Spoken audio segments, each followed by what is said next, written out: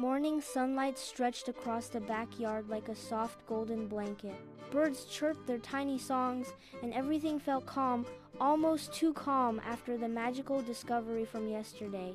Voi sat on the grass, with the magical map floating softly above his hands. Even though the map wasn't glowing as brightly as before, it felt alive, humming like a quiet whisper. Beo sat beside him, chewing on his teddy bear's paw, eyes sparkling as if he remembered the magical doorway too, even though he was just a baby. Today felt different. Today felt like the adventure hadn't ended, but was just waiting for them to take the next step. Yesterday, Voi and Beo found a glowing green leaf in their backyard, an ordinary leaf that wasn't ordinary at all. The leaf created a shining path, leading them deep into the woods, where an ancient tree opened into a magical doorway. Inside, they discovered a floating light map showing strange symbols, rivers flowing upward, hills that smile, and doors floating in the air. When baby Beo touched the stone, the glowing leaf disappeared, and the map revealed their first destination. Today, that map began to shimmer again like it was calling. As Voi stared at the map, one symbol began to glow, a small drawing of a rabbit, wearing glasses. Voi blinked. A bunny? With glasses? Beo looked up and mimicked, "Gasi," which in baby language definitely meant glasses. Suddenly, rustle, rustle, rustle. A bush nearby shook like something tiny but energetic was inside it. Then a small voice squeaked out, "Excuse me, have you seen the notebook? A very important notebook." Voi froze. Beo gasped dramatically. Out hopped the strangest bunny they had ever seen. A fluffy white rabbit wearing small round glasses and a tiny blue vest with pockets stuffed full of pencils and crumbs. Oh dear," the rabbit muttered, checking all his pockets. "I lost my spell notebook. Without it, I can't remember any of my bunny magic." Voi's eyes sparkled. "You can talk?" The rabbit straightened his glasses. "Of course I can talk.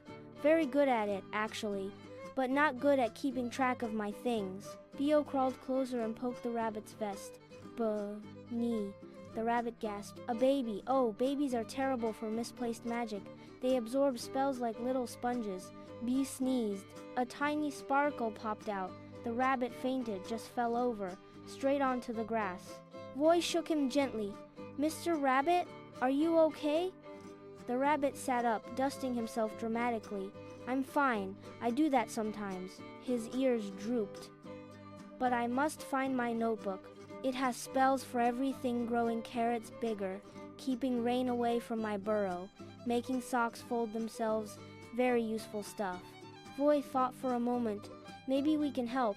The rabbit's eyes widened behind his glasses. "You would help me? Truly? Ah, thank you, young explorers." The magical map blinked suddenly bright enough for the rabbit to notice. "Oh ho! You have the map of many roads. That means the forest chose you." Beo puffed out his chest proudly, even though he didn't know why. The rabbit pulled out a tiny compass from his vest. It spun wildly, then pointed toward the deeper part of the woods. "That way," he cried. "My notebook must be somewhere near the river that likes to trick people." Voi gulped. "Trick people?" "Oh yes," the rabbit nodded. "It swaps things around. Socks, toys, memories. It once swapped my left ear with a leaf. Very awkward." Beo giggled. He definitely liked this rabbit. So the three of them set off. Voi holding the floating map, Beo riding on his hip, and the rabbit hopping nervously beside them. The deeper they walked, the stranger things became. Trees whispered in tiny voices.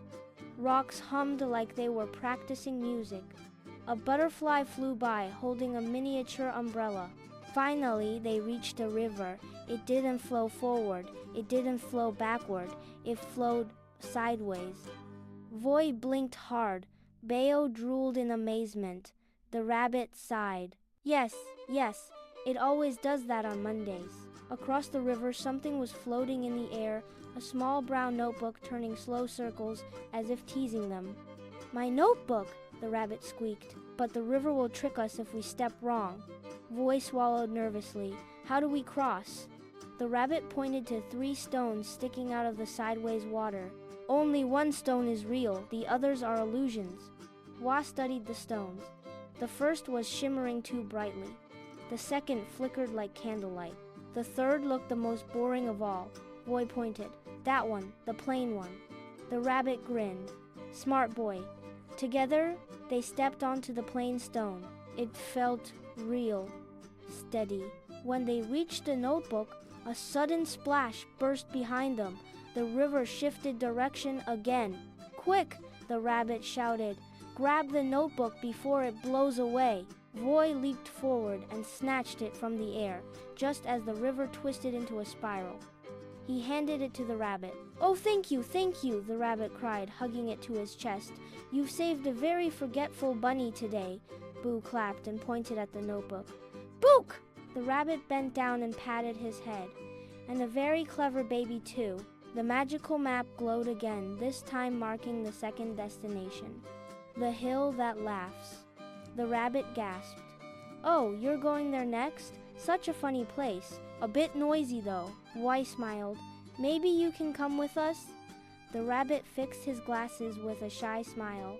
I'd love to, but I must put my spells back in order. But don't worry, your journey has just begun. And remember, he tapped Voi's chest, the bravest explorers always help others. He hopped away, disappearing into the trees. Voi lifted Beo and held the glowing map close. Their next path shimmered brightly. The adventure wasn't slowing down, it was growing. As the brothers walked home before sunset, Voi whispered, helping others makes the world a little more magical, doesn't it? Beo nodded like he understood every word. Helping someone else can lead you to new adventures and new friends.